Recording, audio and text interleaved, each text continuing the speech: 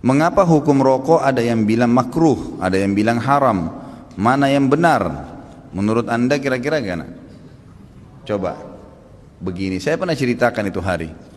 Ada seorang guru di Saudi, saya ingatkan kembali, berdialog sama seorang syekh.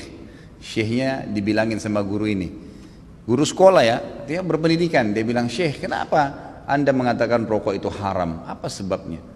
Kata syekhnya, sementara dalam Al-Quran tidak ada dalil menyebutkan rokok secara khusus, nggak ada. Kenapa harus dibilang haram?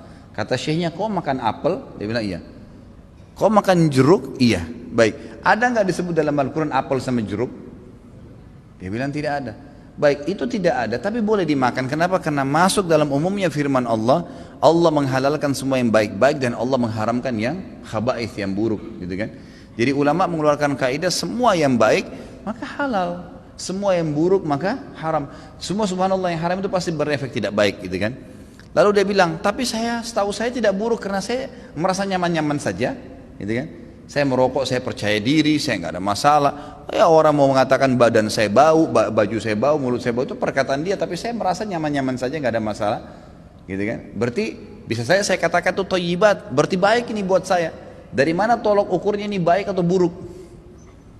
Kata syekhnya, baik, kalau kamu mau lebih dalam lagi, sekarang saya tanya, kata syekh, kalau kamu pulang ke rumah habis ngajar, kamu temukan istri kamu lagi pegang rokok, anak kamu lagi pegang rokok, kamu biarin atau kamu larang?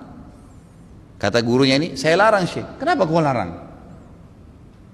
Dia bilang karena itu tidak baik. Nah, ini masuk dalam jawaban kamu sendiri. Kalau baik kamu biarin mereka merokok, beliin kalau perlu, sama-sama rokok ngepul di situ, gitu kan. Tapi enggak ternyata, gitu kan. Jadi lebih baik ditinggalkan, gitu. Jadi jangan berdalih kalau salah dan tetap dilakukan, akuin kesalahan. Itu poin penting. Ini enggak, sudah salah membela, ini masalah ini. Enggak boleh, jadi terus menerus. Kadang-kadang subhanallah ada orang juga supaya dia tetap dalam mempertahankan kesalahannya, mencari orang yang lebih buruk, gitu kan. Ada pernah orang bilang sama saya, Ustadz saya baik Ustadz, kayak sholat saya masih jaga sholat maghrib, teman saya dan tidak sholat sama sekali. Jadi patokannya yang lebih buruk, supaya yang dia tinggalin 4 waktu sholat itu mending, nggak apa-apa gitu. Bukannya dilihat orang yang sholat lebih banyak, ini nggak boleh sebenarnya, gitu kan?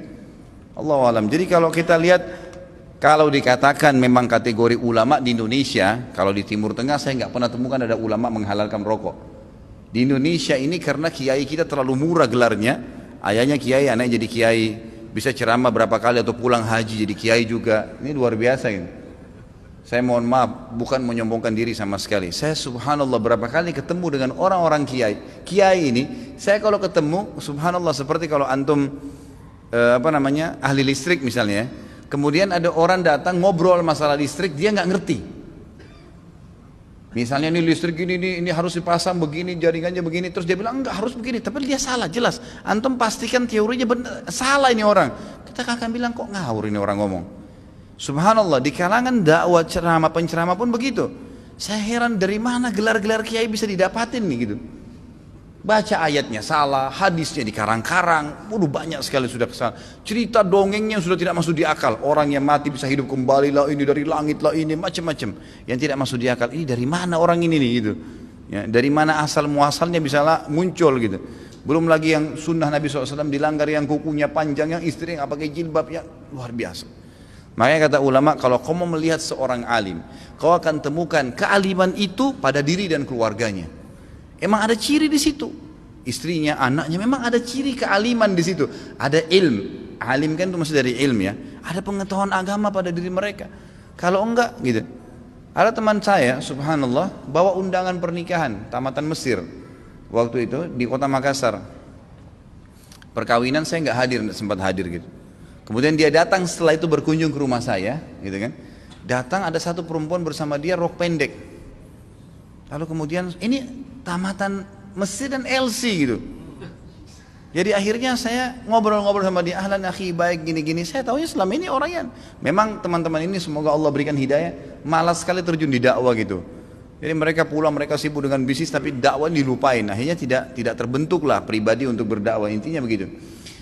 Terus saya bilang, mana harim antum? Harim itu istri ya.